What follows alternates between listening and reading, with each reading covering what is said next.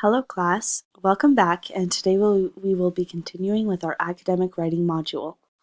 This mini lesson will be focusing on academic vocabulary and how to use it in a comparing and contrasting paragraph. Academic vocabulary is often used when describing an academic paper.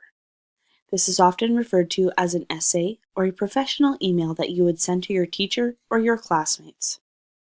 It includes adverbs, adjectives, transition words, synonyms, antonyms, and many more.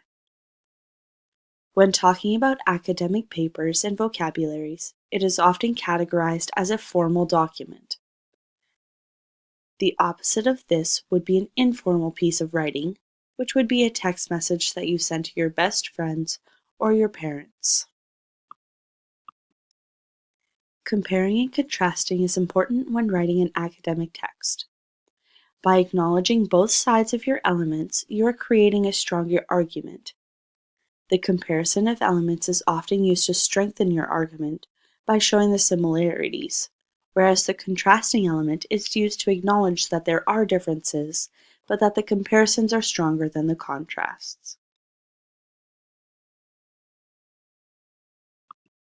Comparing and contrasting in an academic text is when you are given two subjects that are both similar and different, and you must find the important elements of each subject. Once you find the elements that compare and contrast, you must be able to relate the subjects to each other. You then use the skills that you learned previously in the module on how to write a paragraph and insert the comparing and contrasting elements into a paragraph. We are now going to practice this by using the Venn diagram in the module. You and a small group of classmates will pick two subjects that relate to each other, but also have differences.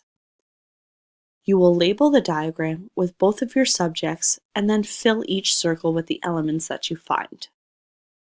The differences in the subjects are placed in the outside of the circle, whereas the similarities are placed in the middle.